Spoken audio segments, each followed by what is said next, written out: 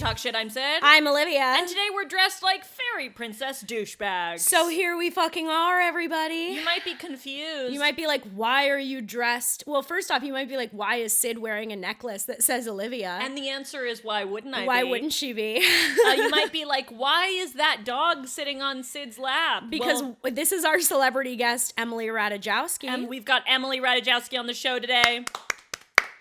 She's in disguise as a dog. She's getting ready to play a dog in Gone Girl 2. You might be like, why are you guys surrounded by babies? That's another good question. So let's explain this to you. And if you're not watching this podcast, this is one to watch. This is one to watch. So pull your car over or keep driving. Go to our YouTube channel. Just wing it and watch it and hope for the best. Yeah, just drive while watching it. That's what we are endorsing on this podcast. Legally, we are not endorsing No, we're not endorsing any type of podcast. distracted driving. So pull over and watch this episode. Yeah. Our lovely parents and our parents' friends have given us the note that some of our material can be a little bit too edgy. Too sexy. Too much cursing.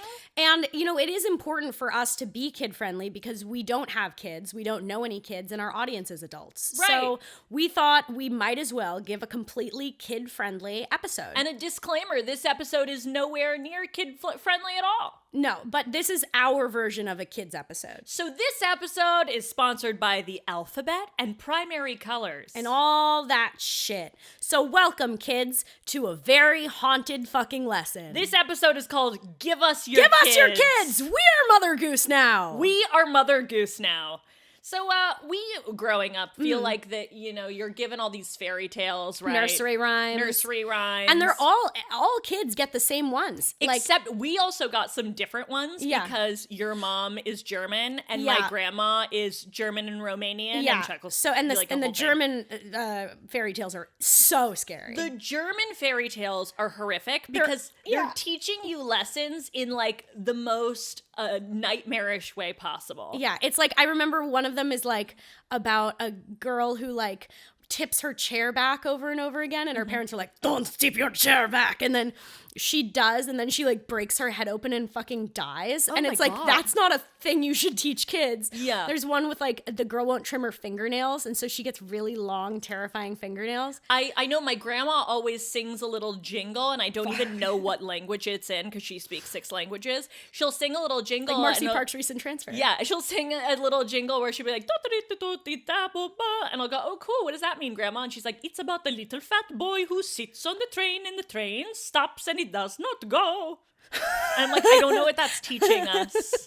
I think it's just body shaming a child. But yeah, it's body shaming children and saying the train won't go. if you're a certain size, which is untrue. Trains will go. No, that's the whole purpose of a train, is to carry human passengers. Yeah, that's literally what they're designed for. So we're going to break down a couple of really classic fairy tales that we're just so excited to break down. Oh my God, we're going to get into it. We're going to get into some classics. So listen up, kids. If you've never heard these stories, now it's a perfect Where the opportunity. fuck have you been? Olivia, do you want to explain to us a classic fairy tale? I'm going to start something so simple. Yeah. It's Humpty Dumpty. Oh, okay? we all know that. We all know it. And the best thing about Humpty Dumpty is it's literally only 4 sentences. And it's so famous. This dog is asleep. Yeah, it's by the way, cute. if you hear any snoring, it's the a dog.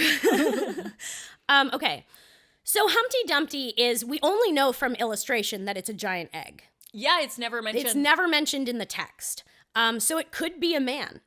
It's only been illustrated as an egg. It's never written that it's an egg. Yeah, it could be a very crackable egg. man, a crackable man. So we've got, of course, Humpty Dumpty sat on a wall. Humpty Dumpty had a great fall, and then all the king's horses and all the king's men couldn't put Humpty together again. Okay, I have a question. Yes, a horse. What were the horses expected to do? The horses can't put anything back together. I would never expect that of a horse, because even all the horses. No, horses in bulk doesn't equal 1 thumb. Yeah, no, they have like the least usable hands of any animal. Yeah, hooves are like absolutely useless. It's like hooves and flippers would be the 2 things I would trust the least to put an egg back together. I agree. Also, if this is an egg, no, they can't put an egg back together. No, unless it's no. No. I was going to say unless it's hard boiled and you use glue, but then he would die. No. So anyway, what's the moral here? I think it's don't sit on a wall. Okay. Don't trust horses. Don't have a great fall. Never fall down. Never make a mistake. And if you do ever make a mistake, you can't count on horses. Yeah, I would also say maybe a lesson is lead with what you are, because we didn't even know Humpty Dumpty was an egg. Yep. So maybe you should. And also, I will say, probably a very fucking important egg, because if all the king's men were trying to put him back together and all the horses, that's like the king would probably have a long list of priorities, and the fact that Humpty Dumpty is at the top of that list, he's an egg of status. He's a yeah. So I guess the moral is, no matter how high status of an egg you are, don't trust horses and never fall down, because you'll never be put back together again. Yeah. So that's a fun little rhyme about the death of a beloved character. Well, now you go. How about one? That's a gorgeous, gorgeous story. Thank you so much. Olivia and I went to the Renaissance Fair this year. We were some cursed characters. I was Rumpelstiltskin. Yeah, and I was a rat maiden. I had a rat crown. It was Syd gorgeous. Rumpelstiltskin. And I do feel like the only appropriate story for me to tell is the story of Rumpelstiltskin. So here we go, children of all ages. All right, so present this, because I haven't heard. Let me tell you a little fucking thing about this imp. So basically, in order to appear superior, a miller lies to the king, telling him that his daughter can spin straw into gold. Okay, now that's already issue-laden. There's something problematic there. There's a lot of family dynamics that are wrong here. Yeah. The king calls for the girl, locks her up in a tower. Problematic? Not great. Filled with straw and a spinning wheel, and demands she spin the straw into gold by morning, or he'll cut off her head. Okay, so that's so extreme. It's a lot. It's also just like, that's why you don't lie on your resume. No, that's why, because someone might kidnap your daughter and be like, you can't speak Spanish well. Yeah, perform magic or I'll kill you. And then they chop off your head. So don't lie on your resume, kids. When she has given up all hope, an imp-like creature appears in the room. All right. And spins the straw into gold in return for her necklace. Okay, I'm loving that. Okay, great. So then obviously the king sees the straw spun into gold and is like, oh, fuck yeah, you can do that for sure. Let's try it again. Yeah, I would say at that point, I would just fucking escape. Yeah, so the next morning, the king takes the girl to a larger room filled with straw. Why does it have to be a different? Yeah. He has so many rooms. He has filled so with many straw. rooms. You can use the rooms for other things, perhaps like the game room, for perhaps boarding your horses. Yeah, perhaps movie night. So, we have the girl. She's in this larger room. Again, the imp appears. She spins the straw into gold. The imp is like, "Give me your fucking ring." She's like, "Absolutely." She's got a lot of jewelry. She has a lot of jewelry for a poor miller's daughter. Yeah, I agree.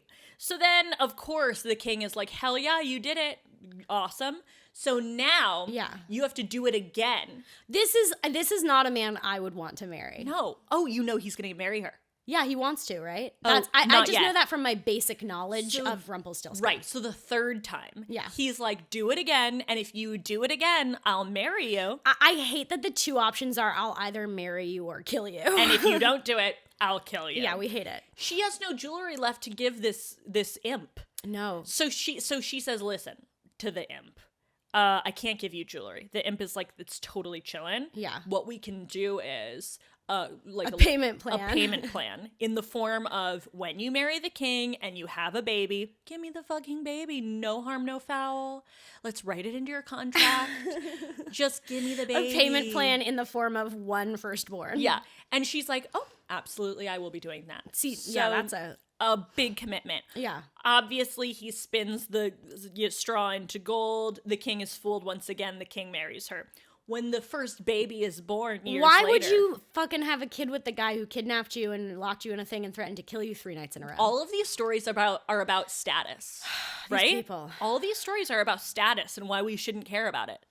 So then, she gets married to this king. They have a baby, and the imp shows up one day and is like, give me your fucking baby. Right, of course. You promised. She did, contractually. And she goes, oh my gosh, no, can I give you all the wealth I have now because I married this king instead of my baby because I actually like it? Yeah. And he's like, no. And she goes, okay, what do I do? And he's like, if you can guess my name in 3 days, then you can keep your baby. And like, what a crazy pitch. Also wild to show up in a room somewhere as an impish man and never introduce yourself. Yeah. Yeah. I would literally start by being like, hey, my name is Rumpelstiltskin. I know I just appeared in the room. Hear me out. Yeah. But like to appear somewhere and go, no time for introductions. Let me take your jewelry. Like, that's insane. Yeah. So this girl goes Right. wandering through the woods one night looking for this impish guy for clues on what And his she's name allowed is. to do that. She has a husband who's like, I lock you in a room, and now that she's the queen, she can just go into the woods at night. Yeah, that's what marriage gets her, is more freedom. I don't know if that's true. So she goes wandering through the woods, and of course she finds the impish man. And the impish man is running around a fire. He's running around a fire, and he sings. These are the song lyrics. Tonight, tonight, my plans I make. Tomorrow, tomorrow, the baby I take. Fuck. That's my new song. The queen will never win the game, for Rumpelstiltskin is my name. Okay. I'm going to call bullshit. Yeah. I'm going to call lazy writing. Yeah, it's so lazy. That's the laziest thing I've ever heard. I know. You know what it should have been? I'm going to pitch a pitch something less lazy. I think she should have seen him at like a Starbucks or something. And the Starbucks guy is like, okay, and so one oat milk latte with added honey and what's the name? And he goes, Rumpelstiltskin. And then we turn the corner and we see the queen and she goes, aha! Yeah, or he whispers it and then the barista, because the barista wouldn't keep it a secret, goes, Rumpelstiltskin? Yeah, and she's like, oh, yeah. I know your name. Nobody dances around a fire singing a rhyme about their own name. Like, No. That is lazy writing. Yeah. And I've always felt that way about this turn in the story. Yeah. Anyway, continue. The only person who would do that is like Trump. Yeah. I feel like Trump would dance around a fire and be like, you're like, oh, the baby I take, for I am the Trump. he'd be like, rump, rump, rump, and grump, grump, grump. My name is Trump. My name is Trump. Trumpelstiltskin. Are you fucking with me? Well, now we have that. Oh, shit. Oh, yeah. Okay, cool. Okay, so basically, obviously, she hears the name. She's like, oh, fuck yeah, his name is Rumpelstiltskin. Let me write that as a note in my notes app. Yeah. And then she sees him 3 days later, and she starts guessing names. And she's like, is it Josiah? And he's like, Bobby? no. And she's like, is it Bobby? And he's like, no. And she goes, what about Rumpelstiltskin? And her eyes turn all black and her head And spins he's around like, in a full oh, circle. shit, it is. And then, are you ready for the way this story ends? Yeah. In the oral version originally collected by the Brothers Grimm, this ends with Rumpelstiltskin flies out of the window on a cooking ladle. So What the fuck? that's an added power we didn't know we had. When I was a kid, my dad and I used to watch a Spanish soap opera for kids, and one of the kids randomly one episode reveals that he has the superpower of being able to talk to bees. Oh my god, that's amazing. And this reminds me of That's that. Where exactly it's like, that. It's this just- is so, what, you didn't set us it's up like, with this? fuck you, here we go. Yeah, what are you talking about? Okay, Wow, that's Olivia. amazing. Okay, well, I'm going to tell the story of Hansel and Gretel. Hansel and Gretel? I'll say Hansel. Hansel and Gretel. The thing I love the most about Hansel and Gretel is that it's just such relatable main characters, because their whole thing is they're hungry. Relatable to whom? Relatable to, for example, me or anyone who's always hungry. Oh, because they're hungry. Because they're just so hungry. For sure. That's their whole thing, is they're like, I'm so hungry, I just am hungry. Okay. And then besides that, they're like, I just kind of want to survive. So it's Okay. like, that's relatable. I All thought right. you meant that it's relatable because they're like tiny little German twins or something. No. It's relatable because they're literally just, their personality trait is hungry. Same. Okay. So Hansel and Gretel, right, they live in the woods. Their dad is a poor woodcutter. They live in the forest. They have a new stepmother who makes life very hard. The children are not allowed to eat until the stepmother has eaten everything she wants off the plate. And most of the time there is only crust of bread left.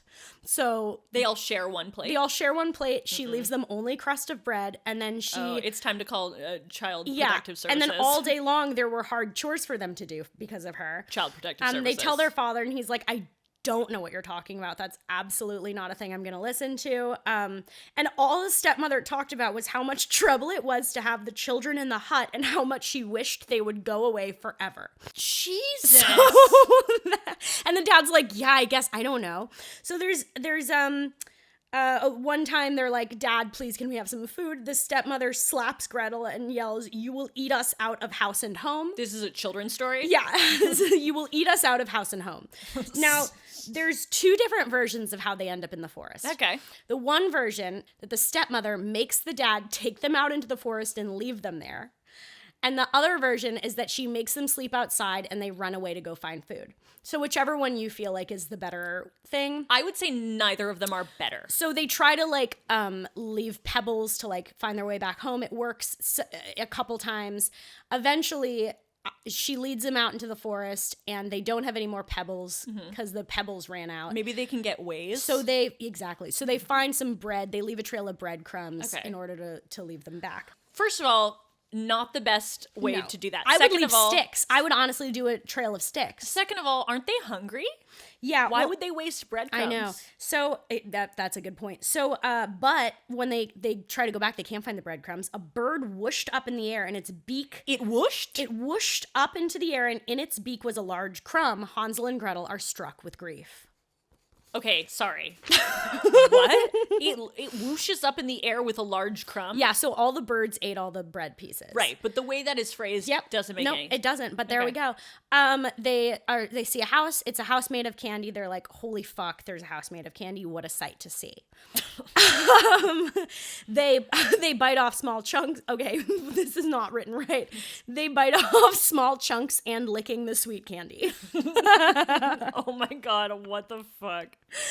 There's an old witch. She's like, bitch, don't eat my house. Actually, she's like, actually come inside. I'll get you something to eat, a fine meal of soup and bread. They're like, bitch, you live in a candy house. I know. Your meal offer is a fine meal of soup and bread. They eat their fine meal of soup and bread, and then they see piles and piles of bone in the corners.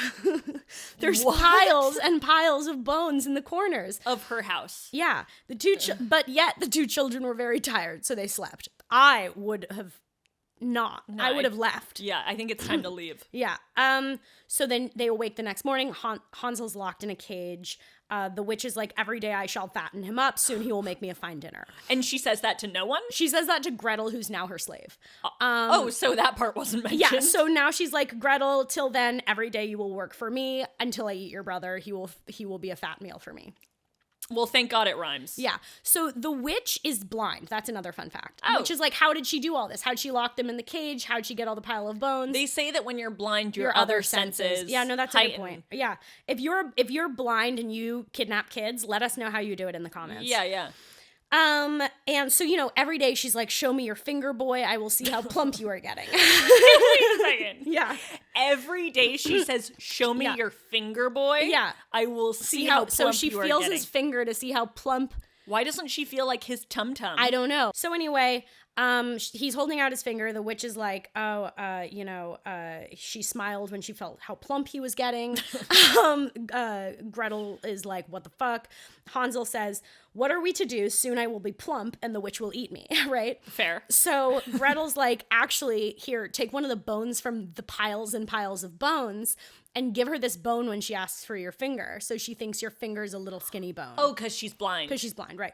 But then one morning, she goes, she yells, I will not wait another day. The boy will be my dinner tonight, no matter how skinny he is. And then she orders Gretel to start the oven fire. So here's where it gets really nuts. No, it was really normal until now. So the witch is like, be a dear, Gretel, and go inside the oven, won't you? Tell me if it is hot enough. Oh, no. And Gretel's like, I know what you're doing, bitch. Yeah. And so Gretel literally pretends to be so fucking stupid. And she's like, I don't know what go into the oven means. And the witch is like, what? And Gretel's like, I don't know how to go into the oven. What is that? Can you show me? Smart. And the witch is like, yes, you idiot. This is how you go into the oven. Smart. The witch goes into the oven. Right. Gretel shuts the oven. They cook the witch. She saves Hansel. In the process of saving Hansel and finding the key, she finds like a big fucking vase full of precious jewels. They go home to their father. Their father is so happy to see them. And their stepmom is already dead. Okay. So, and their dad's like, oh my God, thank God. Sorry for fucking trapping you in the woods and gaslighting you about your stepmother. It's weird to me that parents read these stories to their children. Yeah. This would only make me not trust my parents. No, I would trust no one. This story makes you trust no one. Okay, I hate it. Yeah. Another story that makes you trust no one. Mm-hmm. This is the story of Thumbelina. Do you know the story of Thumbelina? I don't actually know anything about the story of Thumbelina. There is like a 90s movie of Thumbelina that is like so unbelievably fun. Yeah. And I recommend everybody watching it. But the story is A woman yearning for a child asks a witch. Okay, that's a bad start. Similarities. Asks a witch for advice and is presented with a barley, which she is told to go home. A barley? Yeah. All right. That's what Wikipedia said. All right. A barley, which she is told to go home and plant. And then after the barley corn is planted and sprouts, a tiny girl named Thumbelina emerges from the flower. Oh, perfect. So she's the size of a thumb. And whose responsibility is she? Oh, the woman who asked for the baby? That's hard. So one night, Thumbelina, asleep in her walnut shell cradle, is carried off by a toad who wants her as a bride for her son. What? So that's the thing. Thumbelina is hot. Okay. So they never say it, much but like everyone Humpty wants Dumpty. to fuck Thumbelina. In every rendition of Thumbelina. Everyone wants to fuck It's a bunch of animals stealing the child. Oh, so animals want to fuck her. Oh, yeah. Oh, wow. It's a bunch of, like, woodland creatures being like, whoa. I wish I had that power. I want to fuck that I wish flower woodland girl. creatures wanted to kidnap me and fuck me because Maybe I'm do. human-sized, so they wouldn't be able to. Honestly, maybe they do want to, Yeah. and you just can't tell because you're not the size of a thumb. Yeah. Okay, so with the help of a friendly fish and a butterfly, Okay. how do they exist in the same area? Yeah, one of them is sky and one of them is water. Yeah. They cannot coexist in the know. same habitat. Thumbelina escapes the toad and her son and drifts on a lily pad until captured by a stag beetle. Who wants to fuck her? God damn it. The stag beetle later discards her when his friends reject her company. So he's like, no, guys, trust me, she's really cool and funny. And then the his friends stag are like, beetle's friends are like, no, no, dude, she she's fucking just sucks. hot. She fucking sucks. You just like her because You just she's think she's small. hot. Yeah, it's the classic, like, fuckboy stag beetle Oh my move. God. Thumbelina tries to protect herself from the elements. Okay. When winter comes, she is in desperate straits. She's finally given shelter by an old field mouse and tends her dwelling in gratitude. I don't trust the field mouse. Thumbelina sees a swallow who is injured while visiting a mole. Are they all trying to fuck her? Because that's what I'm thinking I now. think so. A neighbor of the field mouse. She meets the swallow one night and finds out what happened to him. They don't tell us. So that's just for her to know? She keeps on visiting the swallow during midnight without telling the field mouse and tries to help him gain strength. What is happening? I don't know, but she's into the swallow. Okay, I'm feeling This that is for the her. first At consensual least, connection. yeah, at least she's into the swallow. Yeah, and then the swallow, after becoming healthy, Yeah. promises that he would come to that spot again and flies away saying goodbye to Thumbelina. Okay. So once he got what he needed, he left. He left. And Is then the theme of the story don't be hot? I guess so. It's a lot of that kind of thing, and essentially it ends with Thumbelina marrying a flower fairy prince and flying off eventually and arriving at a small house. Okay, so the moral of the story is in your teens and 20s being hot is a real problem, but then once you meet the correct person, you can just have a house. Yeah, and maybe also like don't trust a beetle. Don't trust beetles, and beetles' friends suck. Yeah. All right, cool. Well, we've learned a lot. We've learned so much about these fairy tales and nursery rhymes. In fact, we've learned so much that we are now Mother Goose. Yeah, we're Mother Goose now. So this is a segment called We're Mother Goose Now. We wrote our own fairy tale. we did. We thought that the fairy We wrote tales... it last night when we were absolutely delirious. Yeah, we read these fairy tales. None of these have morals that really stand up. Like, these. it doesn't, and you can't learn anything from these that actually applies to real life. No, and Olivia and I know a little something about real life. Yeah, we've been alive for some years. And so we're going to go ahead and read to you a story we wrote Yeah. last night that is 100% going to be the only story you read to your kids for the rest of your life. It's the only modern fairy tale, and it's the only fairy tale allowed from this point on. Okay, Here are we you ready? go. Why don't you start us off? Once upon a time, in the enchanted wood, right next to the sugar plum zoo, a pair of little twins did share a bed the size of a shoe. And every day and every night they do what little twins do. They'd play in the forest and plant a big seed, they'd bake a big bread, and they'd frolic in glee. Thence one day, a giant did step on their father's big, burly, busty silhouette. I love that their father's busty. I mean, why wouldn't he be? And so the twins were left with just stepmother, and she had plans for them, plans of other.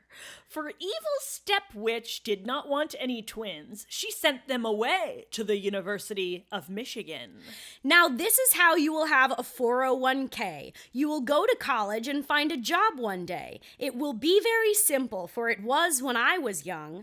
And then you'll own a home with your very own sons. We're daughters, said the twins. Oh shit, I didn't notice. What were your names also? I don't think the authors mentioned them at the top of this tale, asked the stepmother, evil, but always offering really constructive criticism. My name is Piper, said the daughter on the right, filled with chutzpah and up for a good fight. She had hair of bright red and a face full of freckles. She sang to the birds her sister was named Shekels. Well, Piper and Shekels, go thee away and pick a major that will help you someday.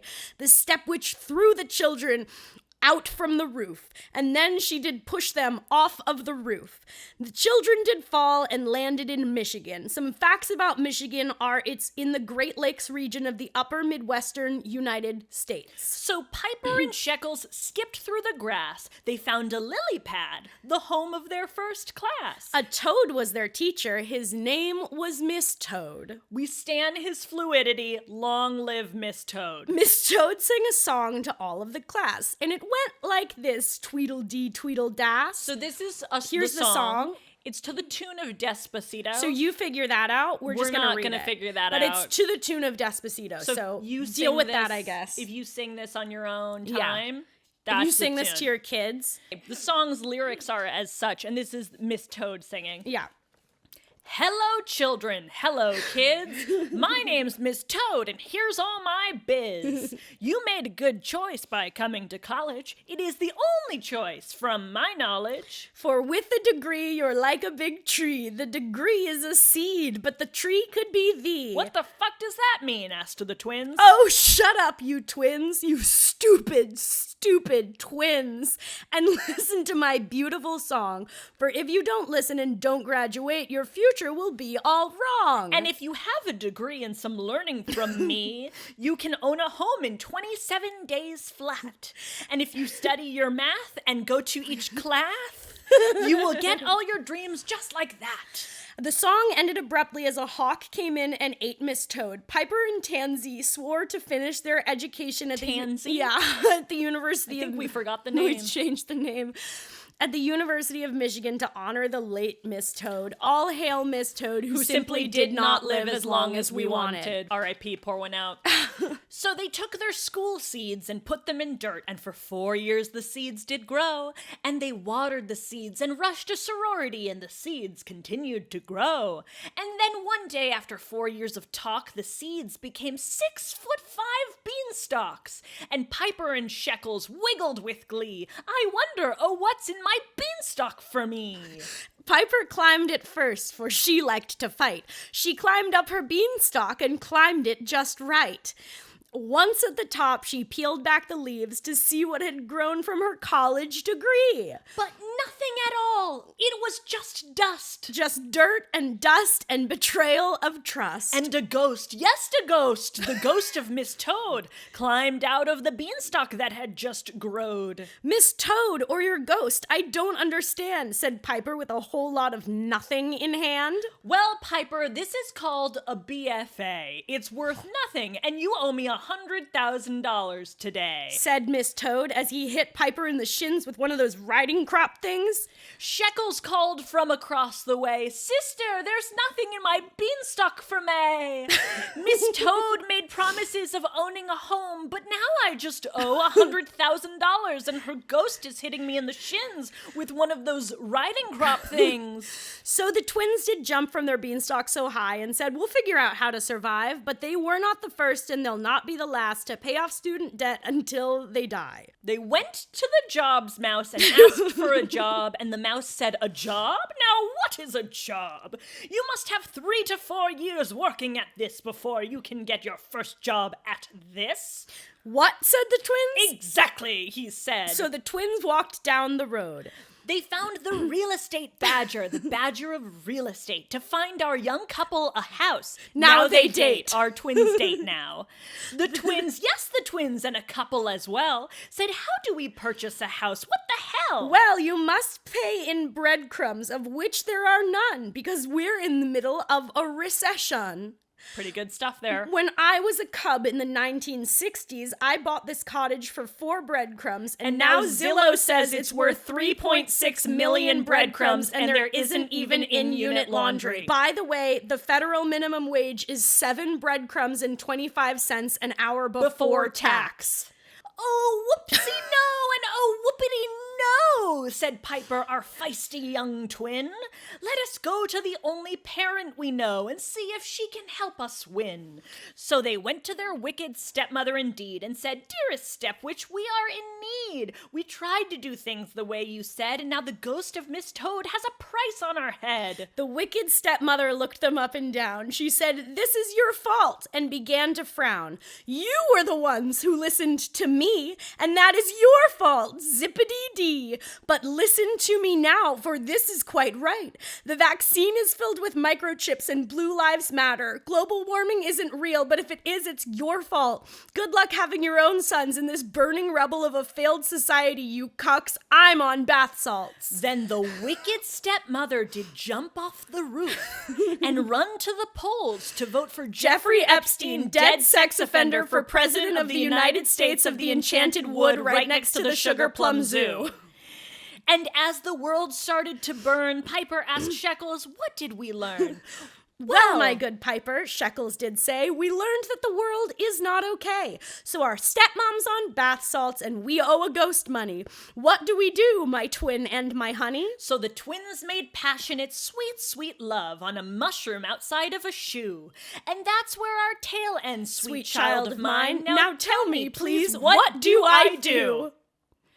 And so that's our fairy tale. That's our fairy tale. It ends with a question to a child. Yeah, it ends with, "What should I do?" to a child, which I think is kind of valid. It's a genuine question from the reader to their child. What do you expect of me? What do you want from me? I can't give you anything. The world is over. I don't know what to do. Maybe you can help. And so if you guys want to read that to your kids and then share that video with us, you let us know. Absolutely. They'll probably love it. Yeah. So guys, at this point in the episode, we're just struggling. We are struggling. We have no fucking idea how to relate to kids. I don't remember being a child. Oh, I don't. I remember being a child, but I don't remember being a little child. No, I don't remember. And I was always an angry little kid too. Like yeah. I was like an edgy, angry kid. So I was never really a child. Yeah, I think I was mostly napping. I don't know. We're just kind of fucking winging it at this point. We're just trying to pander. And so we're trying to be relatable. So for our next segment, it's a segment we love called We Have Notes. Cut the music. So we don't know what the fuck kids would have notes on, so we're trying our best. So here we go. These are notes on Mommy's milk. Here's some notes on Mommy's milk. Okay. Very relatable to children. It's what all the kids are talking about. You kids know Mommy's milk? Yeah, you kids remember Mommy's milk? You do that? You know Mommy's milk? Okay, here's some notes. All right, here's my first note. Go for it. If it's really that fucking great, how come I don't fucking remember anything about it? Fair. I don't remember shit about Mommy's milk. Do you feel like you see a lot of like Reddit chats and stuff about people being like, it's so good? I feel like every kid is fucking obsessed with it. Really? Yeah, like I feel like every little kid just like only wants it. Yeah, they're always being like mommy, give me your milk. They're like, please, Mommy's milk, please. Yeah, you guys know that? And my note, I guess I'm asking little kids, if it's really that fucking great, how come I don't remember anything about it? Yeah, if it's so good, they'd be mass producing it, selling it, packaging or it. at least it would be memorable. Where's the Mommy's Milk merch, babes? Yeah. My first note on Mommy's Milk is drinking Founteat. That's a beautiful note. My note is drinking Founteat. Is that how you spell teat? Yeah. So I think. Here's my note. I don't like milk. T maybe? Yeah, Syd hates milk. I don't like milk. I've never liked milk. I prefer almond milk, oat milk, any of that kind of stuff. I don't like regular milk. I don't like mommy's milk. Yeah. So my thought is, can the teat have a soda fountain? Can the teat have other options? Like, can this teat have orange juice or perhaps a nice herbal tea? Yeah. If I'm going to drink mommy's milk, I'd like some variety You should for have, me. there should be multiple nipples on each boob with multiple taps. I think once you become a mommy, you get extra nipples, and each nipple has a different flavor. Yeah. All right. Well, that's all our notes on mommy's That's all milk. of our We couldn't notes. think of anything else to say. Cue the music. Cut the music. We're done with that. Okay. We're on to our final segment, which I'm very excited for. Okay. This is ridiculous. This is going to be the most fun segment. So listen, one of the best things about being a kid is getting so many toys for me. Yeah. Playing with toys for me, seeing toys commercials for me. Mousy, you like toys. We went to Target last night when we were also very delirious. Yeah. And we got the newest, best kids' toys, and we are going to review them here and now for you. Yeah, I'm going to put my dog down for this segment because she will try to eat the toys. Everybody give say a hand. bye to Emily Ratajkowski. Ratajkowski. So we want to start with the youngest. Youngest. So we went into the teensy weensy baby The section. weensy section. And we found a baby shake weight. Okay, so there's a lot of things wrong with a baby shake weight. My first one is it's definitely going to make a baby doing a jack off motion. Yeah. And second is we don't need babies to exercise. No, we don't need to body shame babies. No, I feel like there should be no baby fitness. No. And It gives you a song to work out to. Let's review the song. Okay. Gym time, jam out! Come on! 3 more! Nice! 2 more! That's it! 1 more! Lift that weight! That was great! Woo! Okay, that made me so disturbed. If you weren't watching this, our faces, just like all the color drained from our faces during that. That was the most disturbing thing I've ever heard. Lift that weight. That was great. It Also, like counts you down. It's like 1 more. Did it say Jim Jam John? I hope so. What the fuck does that mean? This is Jim Jam John. That must be its name. And then the other side of the weight offers this audio. Let's count curls. 1, 2, 3. Do you lift? Okay. Oh my god. It says let's count curls 1, 2, 3. Do you lift? Okay, cool. So I'm gonna give that. It lights up as the baby lifts. Oh my god. Do you want to try to lift it? Yeah, it's lighting up. It's lighting up. Yeah. Okay. Well, it's not even heavy, so honestly, this is for pussies. Yeah. So if you're gonna body shame your kid into working out and then give them a pussy weight, I don't know what's wrong with you. Yeah, I'm gonna give that toy a -6 out of 10. Yeah, I'll give it a -7 out of 10. Yeah, I think you lost me, Fisher Price. Okay, next up we've got love this. Yeah. Love this. So Because this I is- couldn't fucking tell you if there was a gun to my head. I couldn't fucking tell you what this is for. This seems like an accessory. This is a purse that's also alive. It's and called Purse Pets. Purse Pets. And the eyes can blink. If you're not watching, it's kind of like if like a yeah. leopard printed purse had Furby eyes. Yeah. And it's just a regular purse, With except and then there's a button you can press, and let's see what it does. it growls at Okay, you it growls. or laughs It laughs with a human voice. and mocks you. And it mocks That's you. like how we talk to the dog. Yeah. Okay, so it. Okay, so here's the thing. Okay, my biggest problem with my current purse is that it never mocks me. It never growls, and that's what I'm looking for in an accessory. It also has tears in its eyes. I need my purse to blink, no. cry, and mock me. Yeah, it also blinks without asking. It blinks it blinks without your consent. So there's that.